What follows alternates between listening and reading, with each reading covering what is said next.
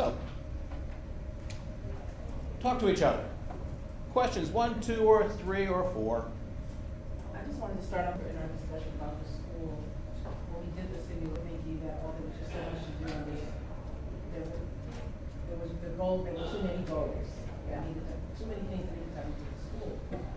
And as I was reading your 3, even though it's a simulation, that principal did a lot. I mean, you look at actually all of the things that he was able to realize in those 2 years.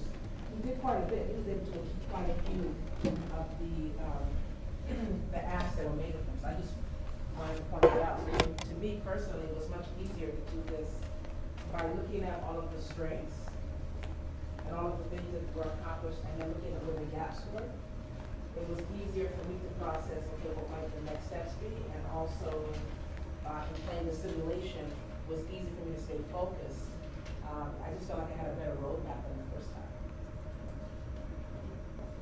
Just to add on to that, especially with bullet number 2, and I feel like a broken record at this point too, with the whole vision thing, and just having that super laser-like focus on that vision, and it seemed like kind of the readings, everyone, well, people are starting to kind of understand and buy into that vision, and as new things were coming up, you really tested that new situation, new scenario, new event against that vision, which I think just helped make the decision-making process that much easier.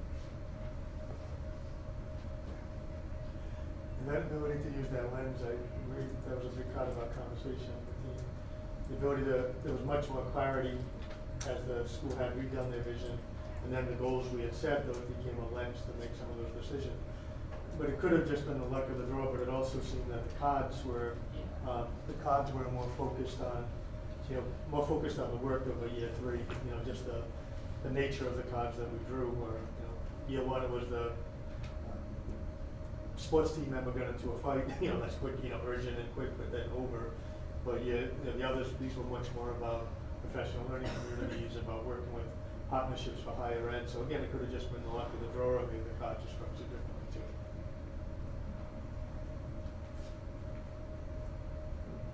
And looking at number 4, one of the things that I wrote down yesterday was the value of having 4 people in the group to look at everyone's perspective of the situation and how it could be some similar to yours but different, and how it gives you a much better picture of what you should do next, your next step. So to incorporate that in the instructional team leadership piece will be very valuable to have a team approach to I have to agree with you, absolutely. I reflected on that after the fact as well.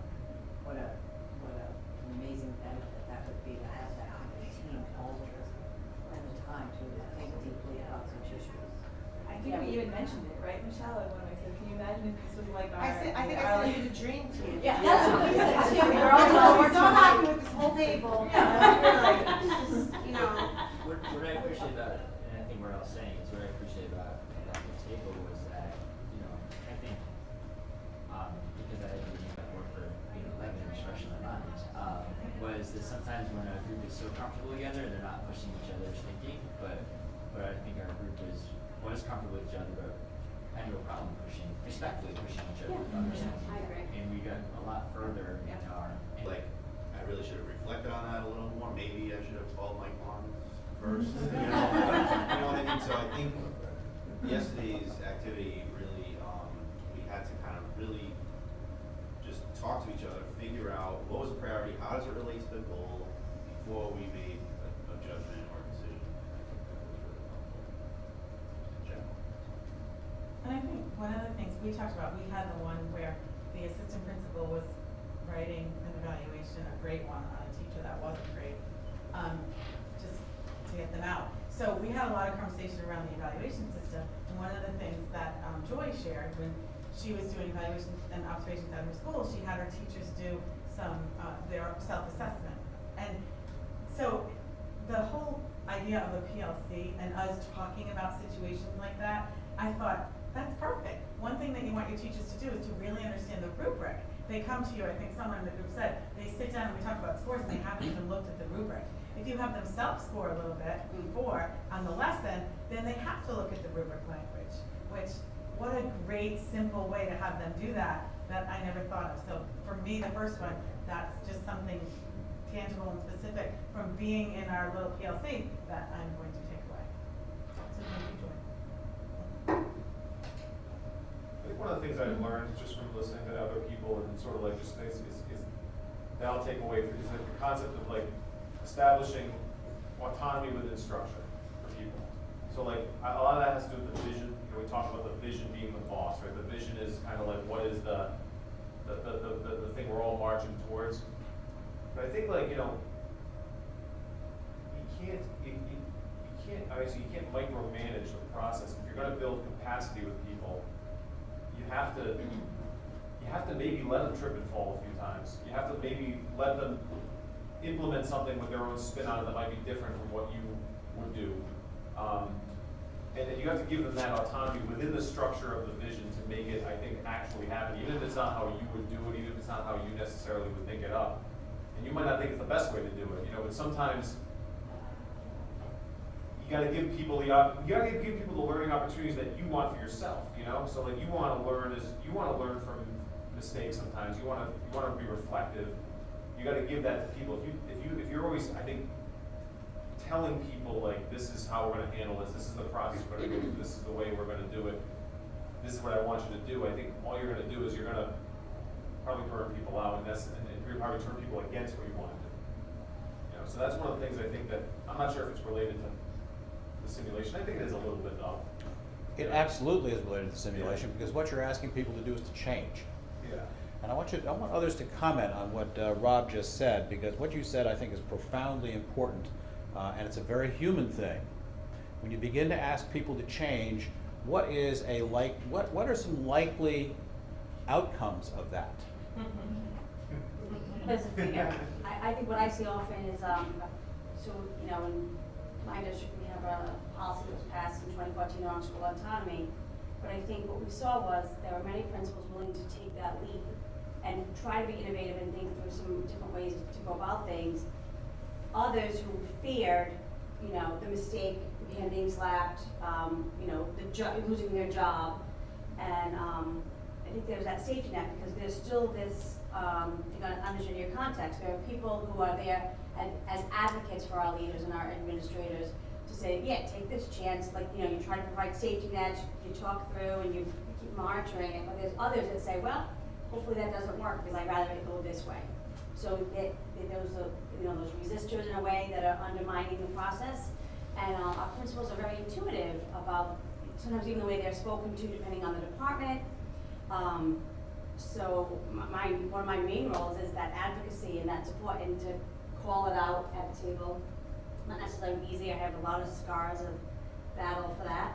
But in the end, like to Mike's point, it's about relationships. I think that, you know, my principals realize that they can throw any problem at the table because there's a collegiality and a conversation, and it's more about, you know, the questionings and the thought process opposed to do this or don't do that.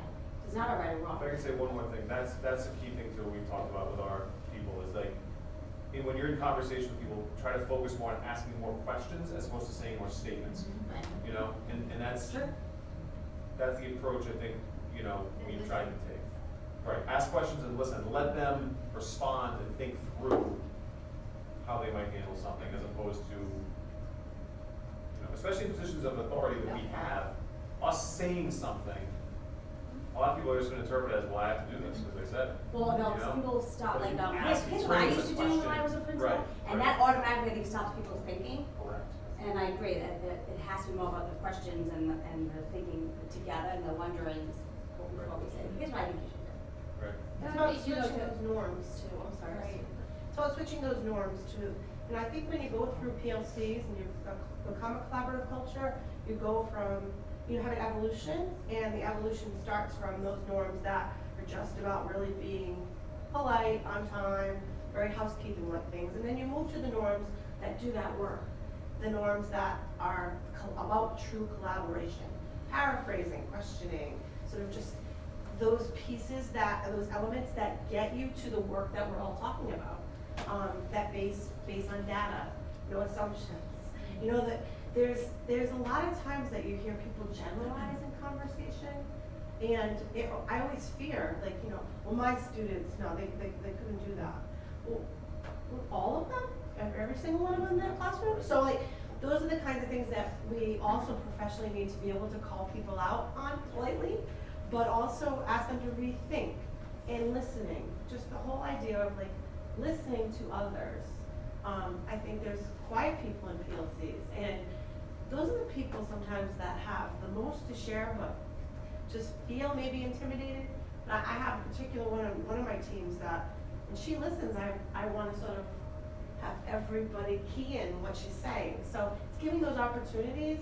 So one of the things we've tried to do this year is use those new norms of collaboration to help move us.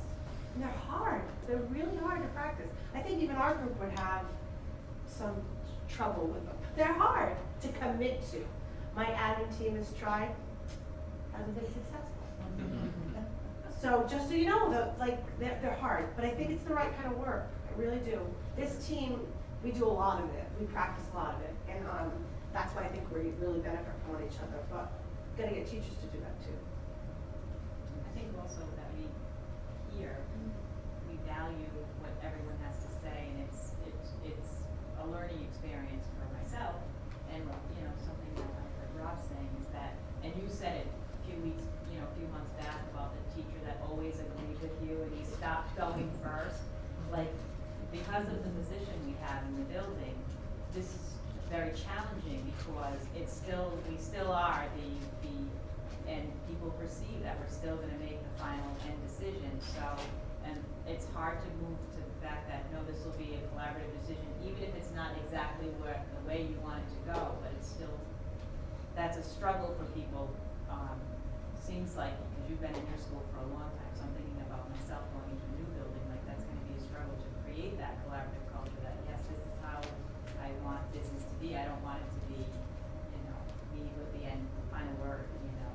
Some of the teachers perceive us as people who have the final word, in the sense that I have a student and this is the problem. What do we do? Yes. What do we do? And I always go, oh, what do you think we should do? So like let's talk about this, because you're in the classroom and you know the student, like, so I feel like it's exactly what you're saying there, is just like, Just tell me what to do. I have so many black teachers that are black and white. It's like they want to know the answer. They want the answer. And I'm not the Tell us kind what of to do. I think there's safety in that for teachers Of course there sometimes is. too, It's not because the it's job. like, all right, if it doesn't It's not work, the job. Michelle told me to do it. Not the job.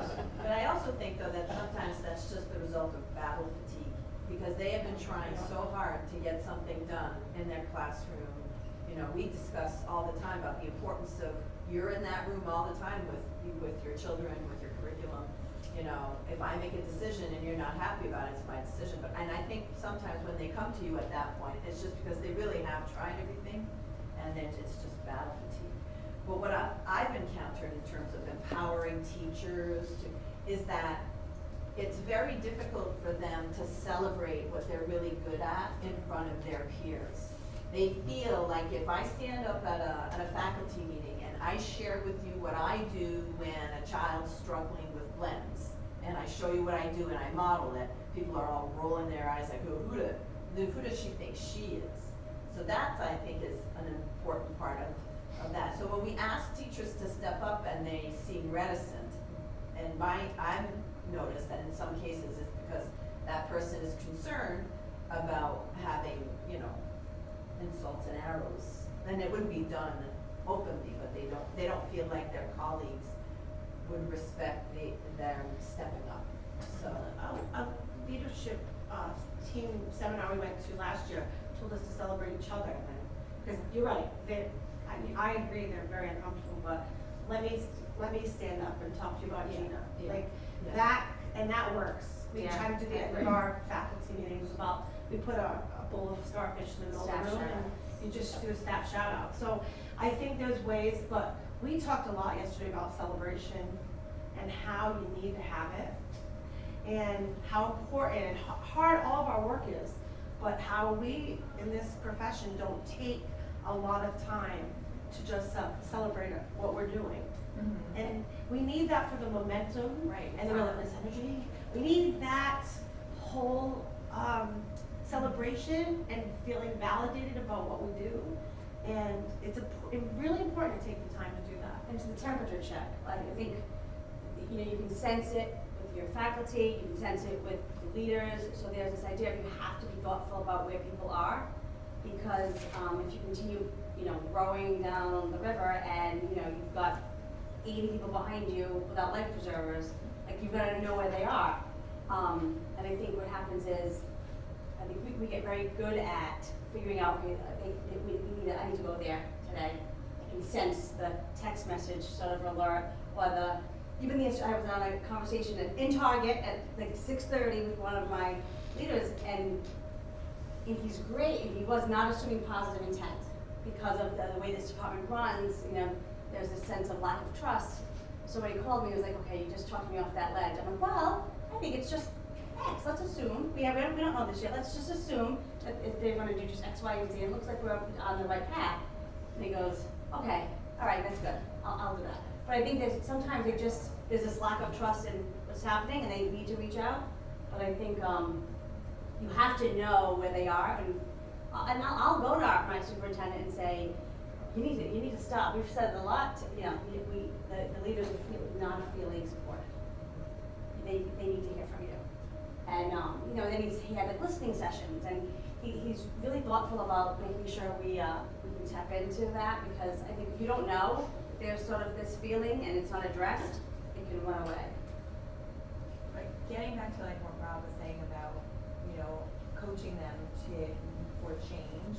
My husband and I were having this conversation just this weekend about if it can't be a guessing game. Like, if there are some things as leaders that you want to see happen, and those need to be clear so that when you are coaching, people are not afraid that they're guessing what you're thinking.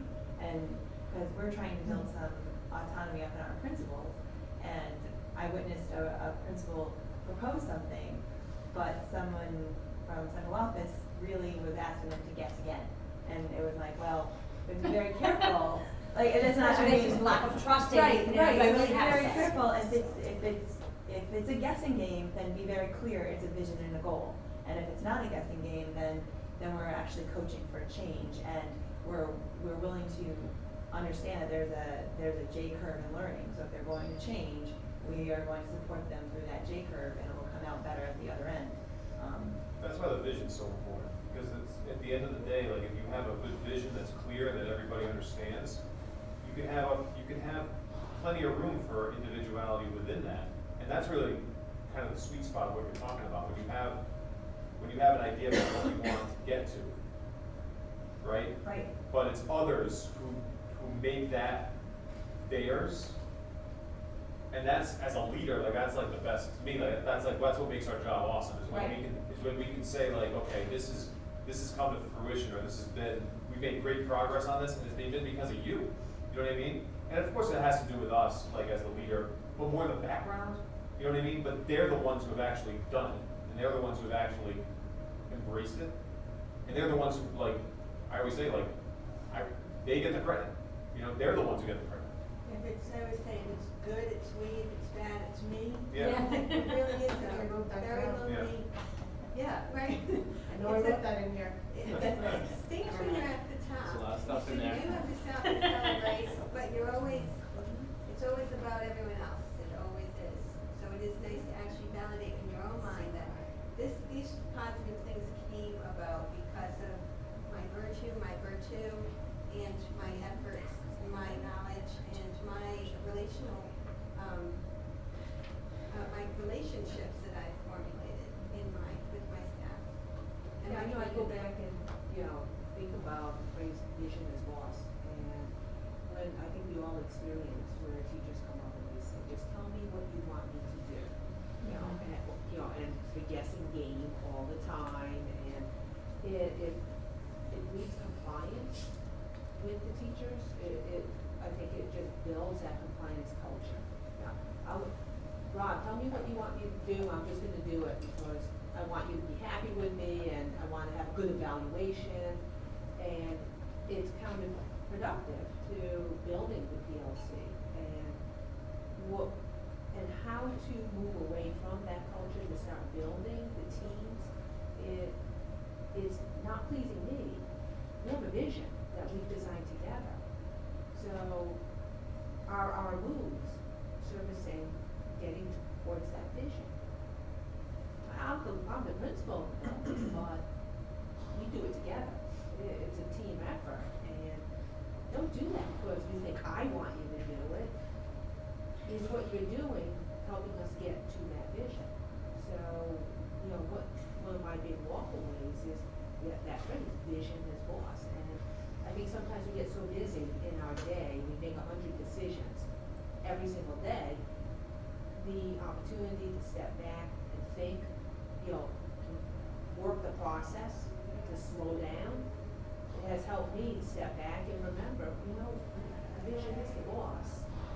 Because we're so used to every day, it's fast paced, it's that high energy, you're making decisions, let's just get it done, let's get it moving, I only have so much time.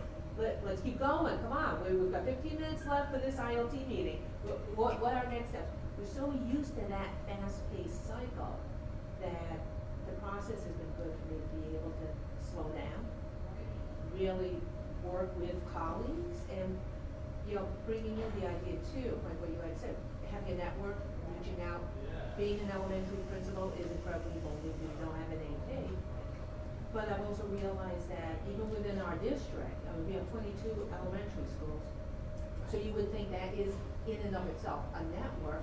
To an extent it is, but I've really appreciated the leaders in the building here coming from all different districts, different perspectives. So there's a huge benefit to reaching outside your district in the network. So we get so busy every single day, and it's easier to get things done when, let me just tell you how I want you to do it, so you can move on. But that's counterintuitive to growing a PLC and to reminding our teams the vision is the boss, our goals, our priority goals, that's where we're going. So let's talk about whether or not that's the right decision. Let's talk about whether or not what you're doing in the classroom is the right practice. Or is it getting us to where we want